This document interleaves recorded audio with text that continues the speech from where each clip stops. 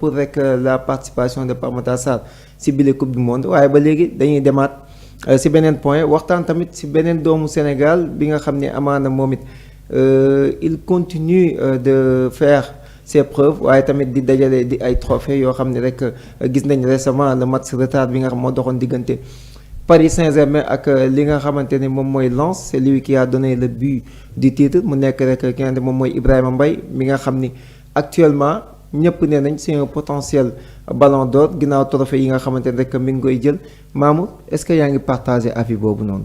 Bon Ibrahima Mbaye ballon d'or ça il est en train de faire de belles performances. Avec le Paris Saint-Germain. mi ngi remporter ay titres. De grandes compétitions. Ballon d'or africain ma gën a préciser. daaw jël na la Ligue des Champions avec le Paris Saint-Germain il a remporté le championnat de France.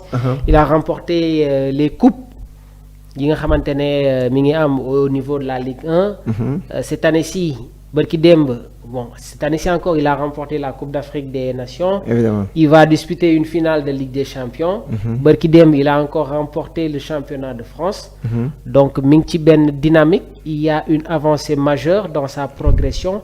Il est dans le groupe de performance. C'est quelque chose de très important. Maintenant, être dans un grand club, remporter des titres ne signifie pas que tu peux faire, que tu dois faire partie des grands. Parce que Ibrahim, déjà sa posture su ma ko waxee mooy c'est pas un titulaire indiscutable. Évidemment. Au niveau du Paris Saint-Germain, là on est en train d'évoquer son départ. C'est un jeune bi nga xamante ne d'accord. Il est en train de faire de bonnes performances. Tey jii nii je pense que il est attiré noonu laa koy waxee am na ay club yu mag yoo xamante ne ñi ngi koy bàyyi xel. Certains veulent le recruter, on est tout à fait d'accord. Mais je pense que c'est un joueur qui a besoin de grandir. C'est très important. Dans cette équipe, je pense que il y a des candidats potentiels. Le premier, c'est Edouard Mendy, c'est Sadio Mané. Derrière Sadio, joueur bi nga xamante ne moom la ñuy gën a bàyyi xel, c'est Ismaïla Sarr. Voilà, léegi nag Sadio ñun ñëpp xam nañ ne que daf koy xëccoo ak Achraf Hakimi qui va disputer une autre finale de Ligue des Champions. Ça va peser très lourd. Parce que ñun xam nañ ne que après sur les consécrations, il y aura un départage. Et la Ligue des Champions, c'est quelque chose boo xamante ne il faut que ñu koy bàyyi xel en dehors toujours sur le cas de Ibrahima Mbaye. day am tamit les statistiques individuelles. Nombre de minutes yi nga xamante ne joué na ko ce rôle ci biir équipe bi donc décalage bi foofu lay nekk par rapport à un Sadio Mané qui a permis à l'équipe nationale du Sénégal de remporter cette Coupe d'Afrique des Nations. Un Sadio Mané bi nga xamante ne ñu ngi koy ñaanal mu remporter la Saudi Pro League Sadio Mané boo xamante ne ñu ngi koy ñaanal tamit mu remporter cette Coupe du Monde. Évidemment. Donc c'est des critères qui vont peser lourd sànq tuddal naa la Achraf Hakimi parce que digganteem ak Achraf foofu am na déjà décalage. Parce que ñoom ñaar bi ñu dajantee Sadio daf ko gagné. Évidemment. Donc là-bas il y a un surplus et yaa ngi préciser c'est le ballon d'or africain. Donc la Coupe d'Afrique des Nations dans ce contexte-là va être très importante. Léegi nag je pense que le vote par moment c'est un peu complexe mais on s'en réjouit d'avoir des Sénégalais yi nga xamante ne ils se retrouvent dans le haut du tableau. C'est bénéfique pour l'équipe, c'est bénéfique pour le pays et loolu dafay permettre encore une fois tey jii nii Sénégal vraiment ñu gën a porter drapeau am fépp ci àdduna bi Idriss. Espérons exemple Sadio Mané comme ni nga ko waxee mu jël Saudi Pro League je pense ñoom tey mooy seen finale bi daf mel ni mooy kii bi seen coupe asiatique bi tey la xaw ma suba war na xam parce que ñoom ñaari finale lañu war a jouer. muy finale Saudi Pro League bi mooy dernière journée bi. Mais je pense tey dañoo war a jouer finale vérifier ma ko après naa ko vérifier waat mais su ma juumul ñaari finale lañu war a jouer kon imaginons Sadio Mané jël ñaari finale yooyu. Ismaïla Sarr mu jël li nga xamante ne moom mooy kii bi nu mu tuddati sax Conférence League bi. Achraf Hakimi jël li nga xamante ne moom mooy ballon d'or. seen finale bi tey la waaw. tey la ñuy jouer ak Bamba Osaka quoi. Évidemment parce que déglu naa Juan Jesus mu koy wax. naan on a deux finales on a kii 180 minutes pour remporter deux finales. Et première bi vendredi la et tout donc ñu ngi souhaiter Sadio Mané bonne chance. Mais dans ce cas de figure Mamour ñoom ñëpp am ay trophées kan mooy gën a nekk les favoris pour ci li nga xam moom mooy ballon d'or africain est-ce que cette année-ci ak format ak état de forme bi nga xamante ni suñu joueurs yi nekk nañ ci mën nañ gis ni surprise un Sénégalais ne pas remporter le ballon d'or cette Ouais, je pense qu'aujourd'hui ils sont au top niveau parce que Achraf à un moment donné aussi il y avait cette blessure. Ça l'a un peu impacté mais comme ni ma la ko waxee Achraf jël na Ligue 1 bi.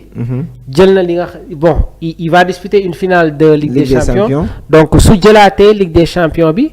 foofu après je pense que Coupe du Monde bi mun na leen départager. Donc la Coupe du Monde mais sur les confrontations sur non déjà il y a eu cette confrontation directe. Évidemment entre les deux joueurs diggante Sénégal ak Maroc. Donc jamono ji Sadio moo xaw a nekk ci kaw. léegi nag Sadio su fekkee dafa remporter CAN remporter Saudi Pro League.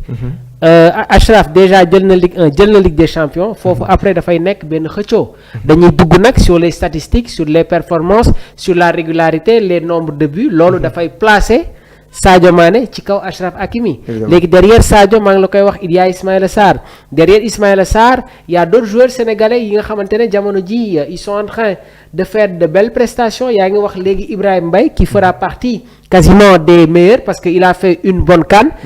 Il est en train de saisir sa chance au niveau du Paris Saint-Germain.